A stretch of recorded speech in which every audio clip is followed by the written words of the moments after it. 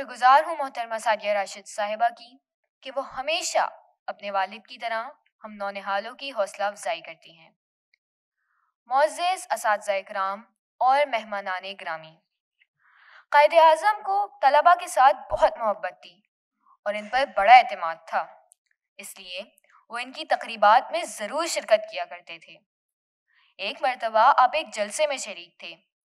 اس دوران آپ نے کچھ کہنا چاہا تو ایک طالب علم نے جو جلسے کی صدارت کر رہا تھا آپ کو منع کر دیا۔ اس پر آپ فوراً بیٹھ گئے۔ تھوڑی دیر بعد صدر جلسہ نے خود ہی آپ کو خطاب کی دعوت دی۔ آپ نے اٹھ کر تقریر کی، مگر جب اجلاس ختم ہوا تو آپ نے صدر جلسہ سے استفسار کیا کہ اس نے یہ حرکت کیوں کی۔ اس پر اس نے بڑی معصومیت سے جواب دیا، قائد اعظم، میں نے محض عوام پر اپنا رعب جمایا تھا۔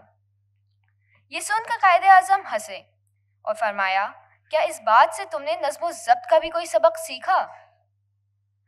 تنظیم، اتحاد اور یقین کے خمیر سے خدا نے خلوص کا پیکر بنا دیا، دے کر پھر اسے نام محمد علی جناح، اسلامیہ نے ہند کا رہبر بنا دیا۔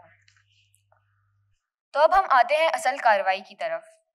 یہاں میں ایک وضاحت کر دوں کہ آج کی اسمبلی میں کوئی قرارداد پیش نہیں کی جائے گی، بلکہ قائد ایوان اور قائد حزب اختلاف موضوع کی مناسبت سے اپنے خیالات کا اظہار کریں گے۔ میں دعوت دیتی ہوں قائد ایوان عائشہ فواد کو، جن کا تعلق ہمدرد پبلک اسکول کے مڈل سیکشن سے ہے، کہ وہ اپنے خیالات کا اظہار کریں۔ قائد ایوان عائشہ فواد صاحبہ۔ معزز مہمان خصوصی محترمہ اسپیکر صاحبہ اور حاضرین کرام، السلام علیکم۔ قائد اعظم کی ذات خورشید کی طرح روشن ہے۔ ان کے بارے میں کچھ کہنا سورج کو چراغ دکھانے کے مترادف ہے۔ تصویر عزم، جان وفا، روح حریت ہے کون؟ بے گماں ہے محمد علی جناح۔ قائد اعظم نے اتحاد، تنظیم اور یقین محکم کے زرعی اصول پیش کیے۔ وہ فرماتے تھے، باتوں کی بجائے اگر اچھی مثال پیش کی جائے تو اسے دوام حاصل ہوگا۔ جناب صدر، آج کی اسمبلی کا موضوع قائد اعظم کا مثالی نظم و ضبط ہے۔ قائد اعظم کی عظیم شخصیت کا جائزہ لینے سے پہلے ہمیں یہ جاننا چاہیے کہ نظم و ضبط سے کیا مراد ہے۔ نظم کا مطلب ہے ترتیب، اور ضبط اس ترتیب کو قائم رکھنے کا اہتمام ہے۔ یعنی نظم و ضبط سے مراد انسانی زندگی کو کسی قاعدے اور نظام کے تحت لانا ہے۔ کائنات کا سارا نظام اسی نظم و ضبط کی بنیاد پر قائم ہے۔ بقول شاعر، زندگی کیا ہے؟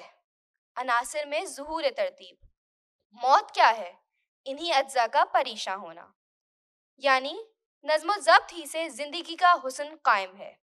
لیکن زندگی میں نظم و ضبط پیدا کرنا، یعنی زندگی کو ایک خاص سانچے میں ڈھالنا، آسان کام نہیں۔ قائد اعظم محمد علی جناح جیسی عظیم شخصیت ہی نظم و ضبط کی عملی مثال بنتی ہے۔ قائد اعظم زندگی کے ہر معاملے میں نظم و ضبط کو بڑی اہمیت دیتے تھے۔ وہ عام جلسوں میں بھی نظم و ضبط برقرار رکھنے کی ہدایت فرماتے۔ حالانکہ جلسوں میں موجود عوام اپنے محبوب رہنما کی ایک جھلک دیکھنے اور اپنے قائد کی باتیں سننے کے لیے جمع ہوتے تھے، اور ان کے لیے اپنے جذبات پر قابو پانا مشکل ہو جاتا تھا۔ لیکن قائد اعظم ان جلسوں میں بھی زبردست ڈسپلن رکھتے۔ جہاں مجمع قابو سے باہر ہوا، قائد اعظم مائکروفون پر آئے، اپنی انگشت شہادت بلند کی اور مجمع فوراً خاموش ہو گیا۔ یہ ان کی مقناطیسی شخصیت کا اثر تھا۔ جناب اسپیکر، قائد اعظم جب 7 اگست 1947 کو محترمہ فاطمہ جناح کے ہمراہ کراچی تشریف لائے تو ایئرپورٹ پر عوام کا جم غفیر بے چینی سے آپ کا منتظر تھا۔ طیارہ رن وے پر رکا۔ ہجوم، اللہ اکبر اور پاکستان زندہ باد کے نعرے لگاتا ہوا بالکل طیارے کے قریب پہنچ چکا تھا۔ قائد اعظم مسکراتے ہوئے طیارے سے باہر آئے، لیکن ہجوم کو دیکھ کر ان کی مسکراہٹ غائب ہو گئی اور ماتھے پر شکن آ گئی۔ ایسی عوامی مقبولیت بھی قائد اعظم کے اصولوں کو ڈگمگا نہ سکی۔ انہوں نے غیر منظم مجمع سے مخاطب ہو کر کہا، ایسے موقع پر آپ کو نظم و ضبط کا مظاہرہ کرنا چاہیے۔ آپ ایک آزاد ملک کے ذمہ دار شہری کی حیثیت اختیار کرنے والے ہیں۔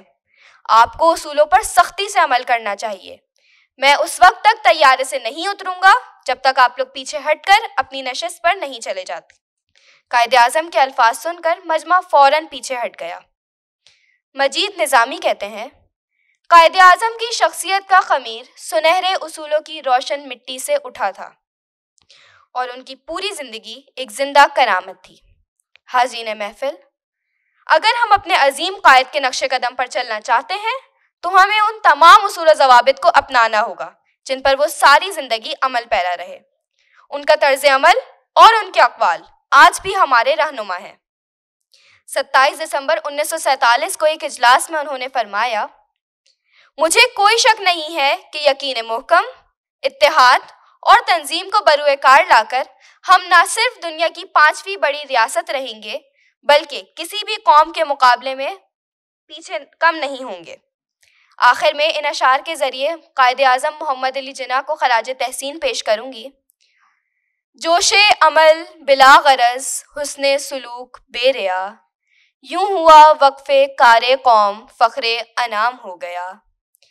ایک زبان ایک بات جس پر لگے ہوئے تھے کان، منہ سے جو کچھ نکل گیا حکم وہ عام ہو گیا۔